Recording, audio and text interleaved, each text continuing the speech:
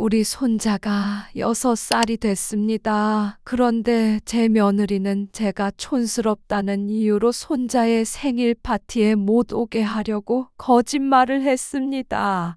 그날 아침 아이가 좋아하는 연한 파란색 셔츠를 바느질 마치자마자 전화벨이 울렸습니다. 선희, 며느리였습니다. 그녀의 목소리는 마치 딴일을 하며 건성으로 말하는 듯 무미건조했습니다. 아, 어머니 안 올라오셔도 돼요. 민준이가 열이 나서요. 파티는 미뤘어요. 나는 멈칫했습니다. 열이 나? 심한 거야? 병원은 데려갔니? 그녀는 대충 얼버무렸습니다. 그 정도는 아니고요. 아마 날씨 탓일 거예요. 근데 어머니도 굳이 힘들게 올라오시지 마세요. 시골에서 푹 쉬시는 게 좋아요. 어머니 올라오시면 분위기가 좀 불편해지니까요. 그 말을 듣고 제 심장이 서늘하게 식는 걸 느꼈습니다. 불편해진다는 건 무슨 뜻일까요? 제가 나이가 들어서 뷔페에서 포크랑 나이프를 못 써서 직접 만든 옷을 입고 머리를 화려하게 꾸미지 않아서 저는 쓴 입맛을 삼키며 말했습니다. 그래, 그럼 안 갈게.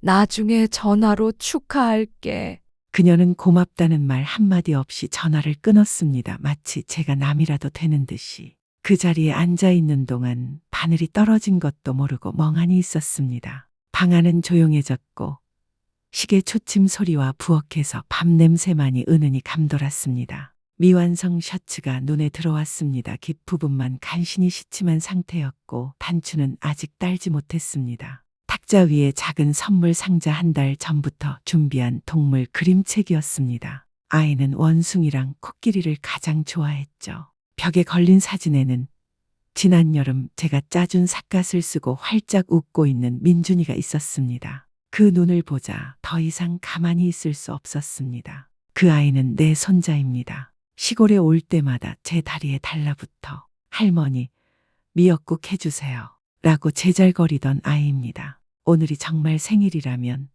누가 뭐라든 비가 오든 눈이 오든 저는 가야만 했습니다. 아이가 정말 열이 있을 수도 있겠지만 늙은 저희 마음은 생일날 손자의 웃음을 보지 못하면 아플 수밖에 없습니다. 저는 미완성 셔츠를 신문지로 감싼 비닐봉지에 넣고 작은 선물 상자도 조심스럽게 담았습니다. 새벽에 만든 찹쌀떡도 함께 넣었죠. 부드러운 녹도 앙금이 든 떡 민준이는 늘 그 떡을 먹으며 할머니 떡이 세상에서 제일 맛있어요 라고 외치곤 했습니다. 차가 없는 저는 늘 그래왔듯이 걸어서 버스를 타러 나섰습니다. 낡은 모자를 쓰고 봉지를 어깨에 메고 1km 넘게 걸었습니다. 논을 지나가자 동네 사람들이 말했습니다. 할매, 어딜 그렇게 바삐 가세요? 도시 갑니다. 오늘 우리 손자 생일이에요. 며느리가 오지 말라고 한 일은 말하지 않았습니다. 자식에게 그런 대접을 받았다는 걸 알리고 싶지 않았습니다.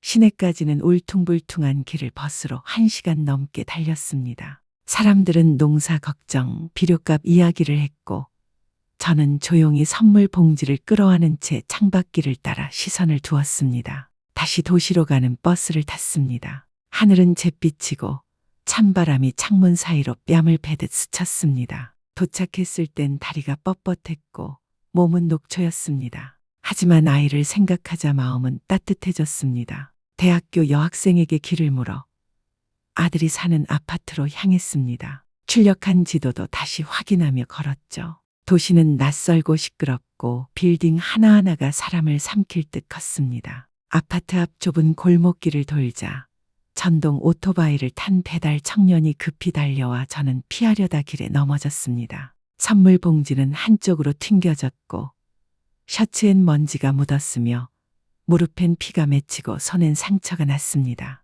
아무도 도와주지 않았습니다. 사람들은 저를 더럽고 촌스러운 노인 마치 거지처럼 지나쳤습니다. 저는 이를 악물고 떨어진 물건 하나하나를 주웠습니다. 떡은 찌그러졌고 상자는 한쪽이 찌그러졌습니다. 그걸 보는 제 마음이 미어졌습니다. 급하게 흙을 털고 고급 아파트 단지로 들어섰습니다. 경비가 있는 곳, 모두들 정장의 구두, 날렵한 옷차림이었습니다. 로비의 큰 유리 거울 앞에 섰습니다. 거울 속엔 머리가 헝클어진 노인이 때 묻은 옷에 찌그러진 비닐봉지를 들고 떨고 있었습니다. 망설였습니다. 그러나 사진 속 민준이의 순수한 눈빛이 떠올랐습니다. 할머니, 라 부르며 잠들던 그 눈빛. 그래서 저는 들어갔습니다. 떨리는 목소리로 데스크에 물었습니다. 저 선인의 집이 16층인데요.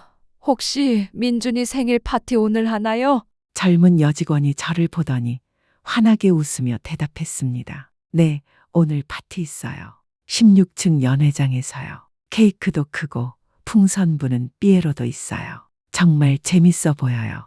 저는 그대로 얼어붙었습니다. 파티 취소 안 됐어요. 아이는 아프지 않았어요? 그렇다면 왜 나를 막았던 걸까? 설마 나라는 존재가 친손자의 파티에서 부끄러운 존재였던 걸까? 그 자리에 멈춰섰습니다. 에어컨 바람이 등줄기를 스치며 서늘했습니다. 엘리베이터를 어떻게 탔는지 기억도 없었습니다. 다만 문이 닫히는 순간 내 안 어딘가가 소리 없이 부서졌다는 것만은 분명히 느껴졌습니다. 엘리베이터 문이 열렸습니다. 저는 발걸음을 내디뎌 따뜻한 황금빛 조명으로 가득한 화려한 연회장 입구에 섰습니다. 난초 향이 공간을 가득 채웠고 하얀 식탁보가 덮인 긴 테이블들이 가지런히 정렬되어 있었습니다. 중앙에는 흰 초콜릿으로 덮인 3단 케이크가 놓여 있었고 주변에는 신선한 딸기들과 손글씨로 쓰인 Happy Birthday 맨전 팻말이 장식되어 있었습니다. 아이들은 이리저리 뛰놀고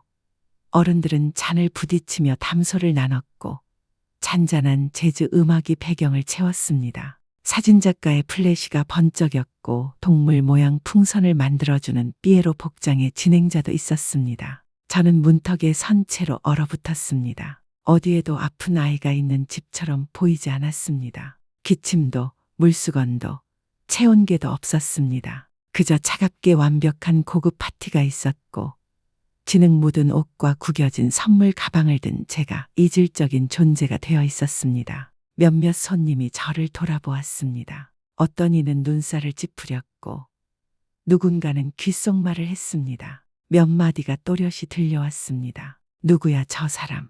완전 촌스럽네. 경비는 어디 갔어? 그리고 저는 민준이를 보았습니다. 작은 무대 위에서 마이크를 들고 동요를 부르며 원피스를 입은 여자아이들 사이에 있던 민준이 반짝이는 종이 왕관을 쓰고 해맑게 웃고 있었습니다. 아이는 할머니가 불과 몇 걸음 떨어진 곳에 서 있다는 사실도 모른 채 노래를 부르고 있었습니다. 제 가슴은 아픔으로 찢어질 듯 했습니다. 제가 한 걸음 더 나아가려는 순간 선이가 나타났습니다. 그녀는 급히 다가와 저를 막아섰습니다. 얼굴이 하얗게 질려 있었고 눈은 주위를 살피더니 몸을 낮추며 빠르게 말했습니다. 엄마, 왜 오셨어요? 분명 안 오시기로 했잖아요. 파티는 취소됐다고 했잖아요. 저는 그녀를 똑바로 바라보았습니다. 한마디도 하지 않았습니다. 그녀는 제 손에 들린 봉지를 힐끗 보더니 얼굴을 찌푸렸습니다. 그 옷 왜 갈아입지 않으셨어요?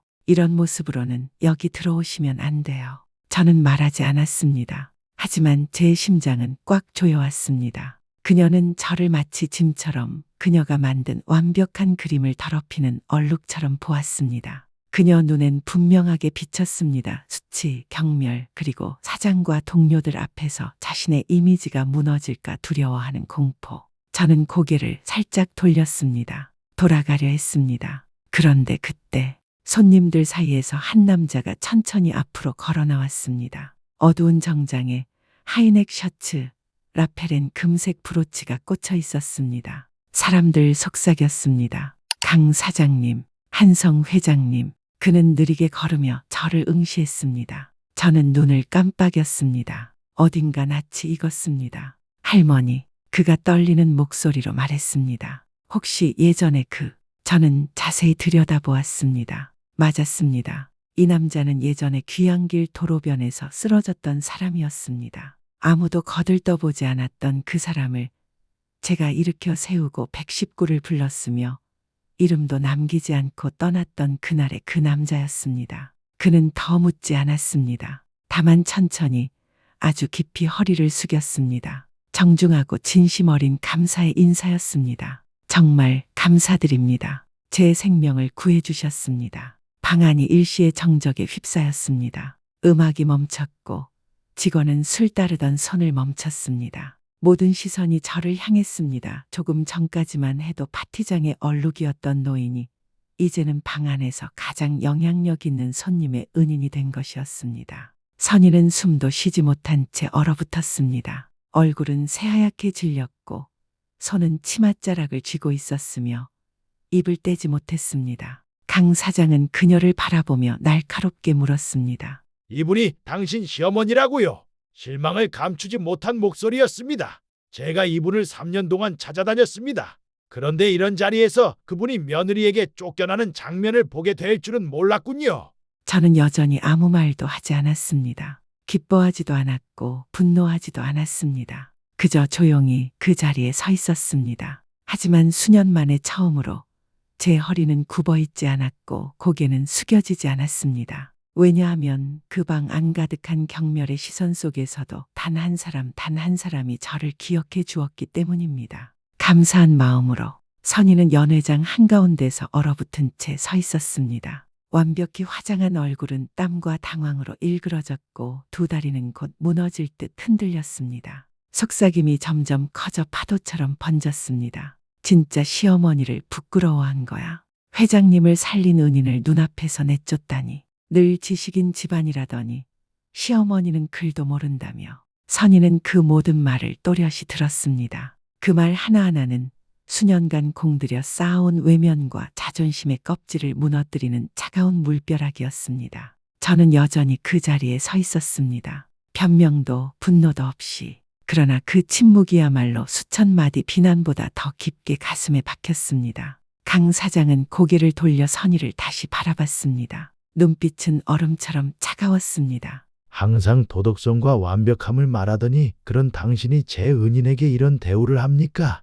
소리치지 않아도 그 말 한마디는 방 안의 공기를 짓눌렀습니다. 선희는 고개를 떨구고 손이 떨렸습니다. 그 순간 그녀는 더 이상 도도한 도시 여성이 아니었습니다. 진실이 드러나는 게 두려운 어린 소녀처럼 보였습니다. 저는 천천히 민준이에게 다가갔습니다. 무대에서 내려온 민준이는 아직 부러지지 않은 풍선을 들고 사람들을 멍하니 바라보고 있었습니다. 그 아이는 저를 발견하자마자 두 눈을 반짝이며 외쳤습니다. 할머니, 저는 몸을 숙이고 손을 닦은 뒤 아이의 머리를 쓰다듬었습니다. 그 아이가 제게서 느낄 수 있는 건 오직 사랑이어야만 했습니다. 그 어미가 무슨 말을 했든 주변 시선이 어땠든 저는 그 아이의 할머니니까요. 할미가 가져온 떡 먹고 싶니? 작은 목소리로 물었습니다. 아이의 고개가 빠르게 끄덕였고 웃음꽃이 피었습니다. 구겨진 상자, 흙 묻은 겉면 그 어떤 것도 아이에겐 중요하지 않았습니다. 그저 두 손으로 감사히 받아들고 환하게 웃었습니다. 그 순간 그 방 안의 모든 조명, 모든 허영, 모든 어른들의 부끄러움은 사라졌습니다. 그리고 저는 일어나 돌아섰습니다. 선희는 복도 한가운데 서 있었습니다. 손을 꽉 쥔 채 얼굴은 하얗게 질렸습니다. 엄마, 가지 마세요. 저 죄송해요. 그녀는 거의 울먹이며 간청했습니다. 저는 조용히 그녀를 바라보았습니다. 그 안엔 원망도 증오도 없었습니다. 하지만 더 이상 예전처럼 넓은 품도 아니었습니다. 사과하지 않아도 돼. 차분한 목소리로 말했습니다. 넌 그저 너 자신에게 좋다고 믿는 걸 했을 뿐이야. 엄마는 이해해. 하지만 엄마가 내 마음속에서 이토록 작은 존재였다는 건 몰랐단다. 저는 눈물도 무릎 꿇음도 바라지 않았습니다. 그 어떤 변명도 필요 없었습니다. 모든 것은 이미 세상 사람들 앞에 드러났기 때문입니다. 파티장 뒤편엔 여전히 불이 밝혀져 있었지만 음악은 멈췄고 공기는 투명한 끈처럼 팽팽히 당겨져 있었습니다. 부끄러움, 후회, 피할 수 없는 진실의 공기였습니다. 저는 그곳을 걸어 나왔습니다. 늘 그래왔듯 아들 집에서 배웅도 없이 나올 때처럼 등은 굽지 않았습니다. 하지만 이번은 달랐습니다. 저는 저 자신의 자존심을 지켜낸 사람으로서 한때 저를 외면했던 공간을 뒤로하고 당당히 나왔으니까요. 저는 기쁘지도 않았습니다. 하지만 슬프지도 않았습니다. 며느리가 대가를 치르기를 바란 적도 없습니다. 그저 만약 세상에 업보라는 것이 있다면 바로 지금이 그 대가를 받는 순간이었을 겁니다. 저는 마당에 앉아 따뜻한 차를 끓였습니다.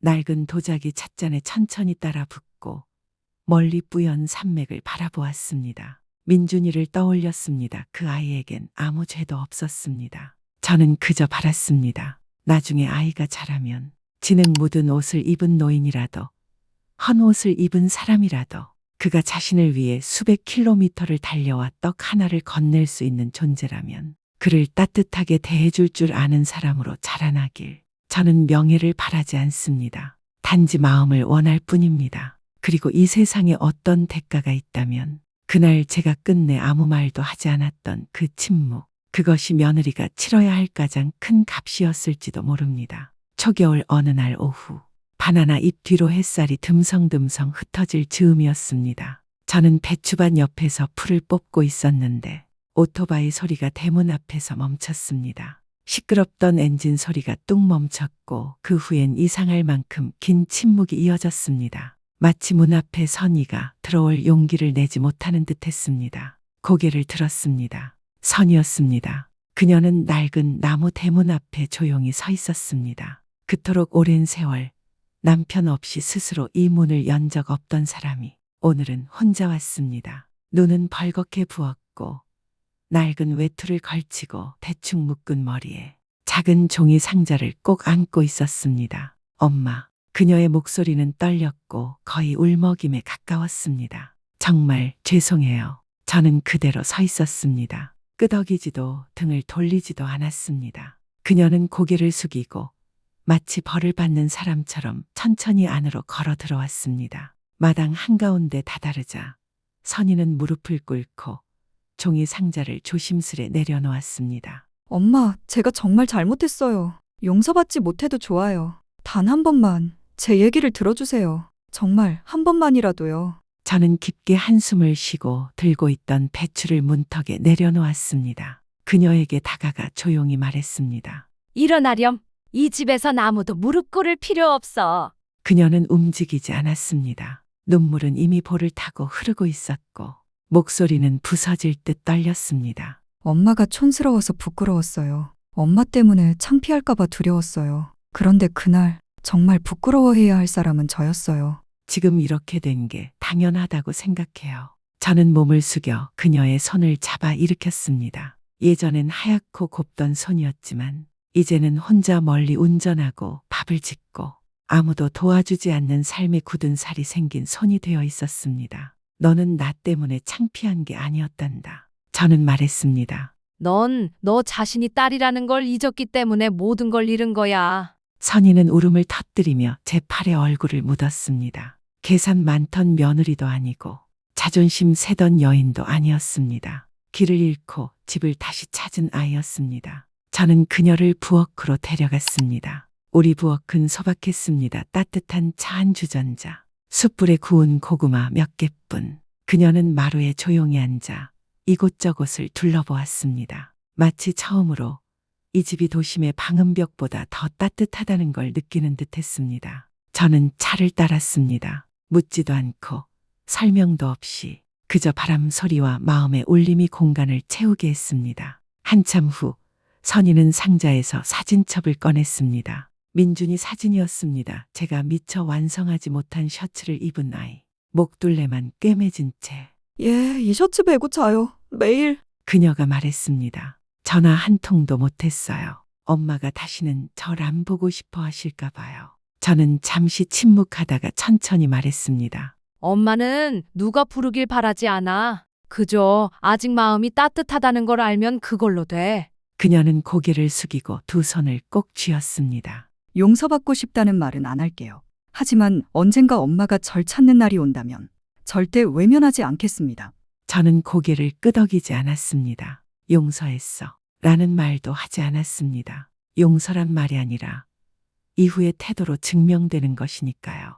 저는 자리를 털고 일어나 오래된 걸레로 찻상을 닦았습니다. 늘 하던 일처럼요. 다만 오늘은 그 자리에 며느리가 아닌 길 잃은 딸 하나가 조심스레 앉아 있었습니다. 어머니의 마음으로 돌아오는 길을 스스로 되짚으며 그날 밤 그녀가 돌아갈 무렵엔 하늘엔 싸늘한 서리가 내려앉았습니다. 저는 처마 밑에 앉아 조금 잘려나간 듯한 반달을 바라보았습니다. 삶이란 그렇게 온전하지 않더라도 자기만의 빛을 낼 수 있는 거겠죠. 찻잔 하나를 따뜻하게 따라 민준이가 환히 웃고 있는 사진 옆에 놓았습니다. 저는 누군가에게 칭송받길 바라지 않습니다. 은혜를 갚으라는 말도 하지 않습니다. 그저 바랍니다. 길을 잘못 든 누군가가 다시 돌아온다면 사람 마음 안엔 여전히 용서라는 자리가 남아있기를. 왜냐하면 저 같은 노인이 원하는 건 단 한 가지.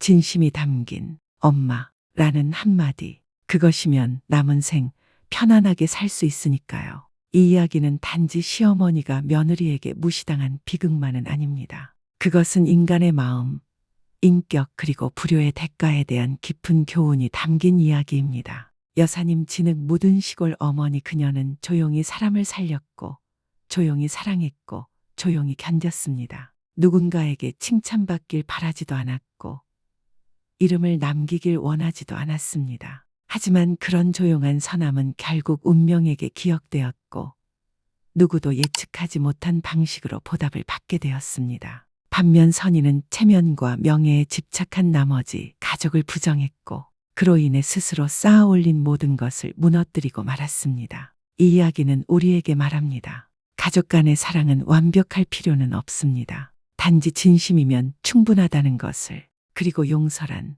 말이 아니라 미움을 미움으로 갚지 않는 선택에서 비롯될 수 있다는 것을. 왜냐하면 때로 세상에서 가장 깊고 날카로운 복수란 자신의 품위를 끝까지 지키는 것이며 그로 인해 상대가 평생 죄책감 속에 살아가게 만드는 것입니다.